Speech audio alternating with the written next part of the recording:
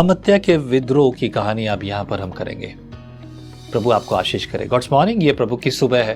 प्रभु की भलाई और प्रभु की करुणा आप पर और आपके परिवार पर बहुतायत से हो। आमीन, हालेलुया। परमेश्वर का वचन सिर्फ पढ़ने की आज्ञा हमें नहीं दी गई, इसे सीखने की और इसे समझने की भी आज्ञा है। ये लिखा है, पढ़ो, सीखो, समझो। यदि हम ध्यान देंगे, ध्यान धरेंगे, तो हम अपने जीवन में वो पाएंगे जो परमेश्वर चाहता है। उद्देश्य है परमेश्वर का कि हम तैयार हो जाएं। हम अपने आप को ऐसे पापों से, ऐसी चीजों से, ऐसी बातों से जिससे यहोवा घृणा करता है, बचाए रखें, ताकि वो अपने अनुग्रह की दृष्टि हम पर बनाए रखे। अगर हम इसमें फेल होते हैं तो मेरे प्रियो, परमेश्वर दया करता है, लेकिन हठी अगर हो गए तो परमेश्वर छोड़ेगा नहीं, पक्का वाट लगा देगा। एंड ये सब बातें हम सुन ही रहे हैं बीते अध्यायों में और आगे भी प्रभु सिखाए। आमीन। आइए पढ़ते हैं चैप्टर 23।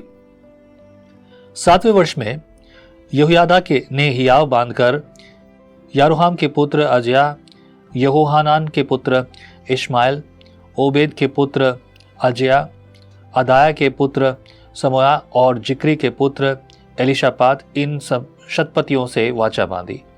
तब वे यहूदा में घुसकर यहूदा के सब नगरों में से लेवियों और उस इज़राइल के पितरों के घरानों के मुख्य मुख्य पुरुषों को इकट्ठा करके यरूशलेम को ले आए। उस सारी मंडली ने परमेश्वर के भवन में राजा के साथ वाचा बांधी और यहोयादा ने उससे कहा, सुनो, यह राजकुमार राज्य करेगा जैसा कि यहोवा ने दाऊद के वंश के विषय में कहा था।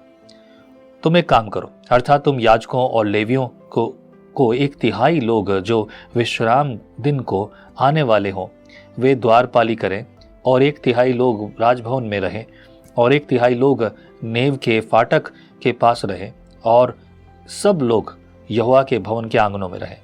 परंतु याजकों और सेवा टहल करने वाले लेवियों को छोड़ और कोई यहोवा के भवन के भीतर ना आने पाए, और वे भीतर आए क्योंकि वे पवित्र हैं। परंतु सब लोग यहोवा के भवन की चौकसी करें। लेवी लोग अपने अपने हाथ में हथियार लिए हुए राजा के चारों ओर रहें, और जो कोई भवन के भीतर घुसे वह मार डाला जाए। तुम राजा के आते जाते उसके साथ रहना। यहोयादा याजक ही इन सब आज्ञाओं के अनुसार लेवियों और सब यहूदियों ने किया। उन्होंने विश्राम दिन को आने वाले और विश्राम दिन को जाने वाले दलों के अपने अपने जनों को अपने साथ कर लिया, क्योंकि यहोयादा याजक ने किसी दल के लेवियों को विदा न किया था। तब यहोयादा याजक ने शतपतियों को राजा दाऊद के बर्छे और भाले और ढाले जो परमेश्वर के भवन में थी दे दी। फिर उसने उन सब लोगों को अपने अपने हाथ में हथियार लिए हुए भवन के दक्षिणी कोने से लेकर उत्तरी कोने तक वेदी और भवन के पास राजा के चारों ओर उसकी आड़ करके खड़ा कर दिया। तब उन्होंने राजकुमार को बाहर ला उसके सिर पर मुकुट रखा और साक्षी पत्र देकर उसे राजा बनाया। यहोयादा और उसके पुत्रों ने उसका अभिषेक किया और लोग बोल उठे, राजा जीवित रहे। ये साधारण घटना नहीं है, इस पर हम पहले भी बात कर चुके हैं दूसरी पुस्तक में। But though we are reading it and we are trying to understand it again, और सीखेंगे कि प्रभु हमें क्या सिखाए। क्योंकि ये जो था ना, गद्दी का मोह लोगों को बहुत कुछ देता है। आज भी हमारे देश में गद्दी का मोह ऐसा है जिसकी वजह से देश की हालत खराब है। खराब तो क्या है, मैं भारत को बड़ा मजबूत देखता हूं, लेकिन कुछ जगहों पर वाकई में हालत खराब है क्योंकि हमारे नेता ऐसे हैं। अच्छा, कहने को तो बहुत कुछ हम कह सकते हैं नेताओं के बारे में, लेकिन क्या हमने कुछ ऐसा किया है? हम प्रार्थना करते हैं, लेकिन प्रार्थना के साथ साथ याद रखो, जब यरूशलेम की शहरपनाह बन रही थी तो उसने प्रार्थना, मेहनत भी की थी साथ में। 12 पद। जब अतल्याह को उन लोगों का हल्ला जो दौड़ते और राजा को सराहते थे सुनाई पड़ा, तब वह लोगों के पास यहोवा के भवन में गए। उसने क्या देखा कि राजा द्वार के निकट खंबे के पास खड़ा है और राजा के पास प्रधान और तुरई बजाने वाले खड़े हैं, और सब लोग आनंद कर रहे हैं और तुरई बजा रहे हैं, और गाने बजाने वाले बाजे बजाते और तुरई स्तुति करते। और अतल्याह अपने वस्त्र फाड़कर पुकारने लगी, राजद्रोह, राजद्रोह। तब यहोयादा याजक ने दल के अधिकारी शतपतियों को बाहर लाकर उनसे कहा, उसे अपनी पंक्तियों के बीच में से निकाल ले जाओ, और जो कोई उसके पीछे चले वह तलवार से मार डाला जाए। याजक ने कहा, उसे यहोवा के भवन में न मार डालो। तब उन्होंने दोनों ओर से उसको जगह दी और वह राजभवन के घोड़ा फाटक के द्वार तक गई और वहां उन्होंने उसको मार डाला।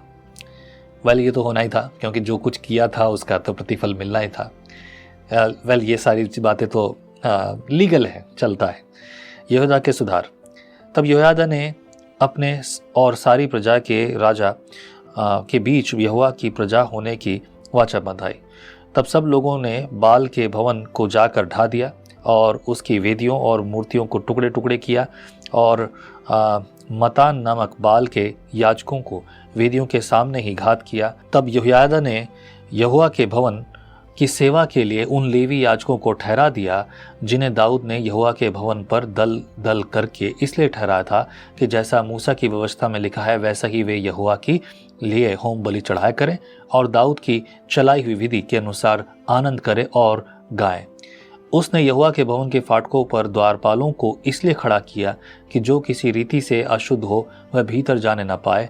वह शतपतियों और रईसों और प्रजा पर प्रभुता करने वालों और देश के सब लोगों को साथ करके राजा को यहोवा के भवन से नीचे ले गया और ऊंचे फाटक से होकर राजभवन में आया और राजा को राजगद्दी पर बैठाया।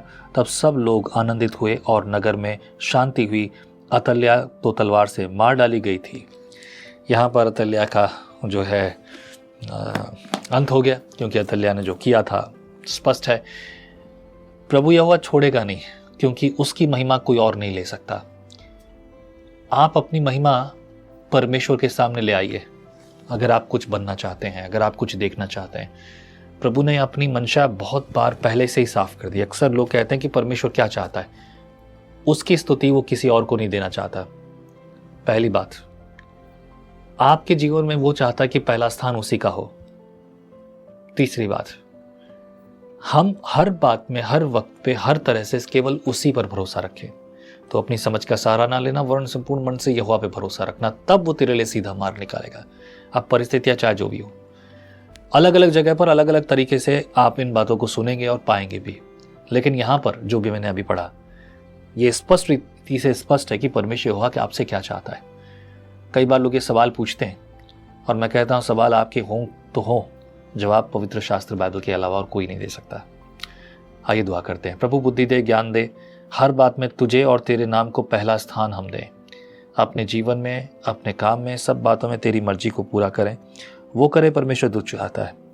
तू अपने हाथ को बढ़ाकर तेरी भलाई, तेरी करुणा तेरे लोगों को दे। प्रभु तुझ में चले, तेरे द्वारा चले। मसीह यीशु के नाम से दुआ में मांगते हैं, सुन और कबूल कर पिता, आमीन। प्रभु आपको बहुत आशीष दे, फलवंत और बलवंत करे, उसकी मर्जी आपके जीवन में पूरी हो।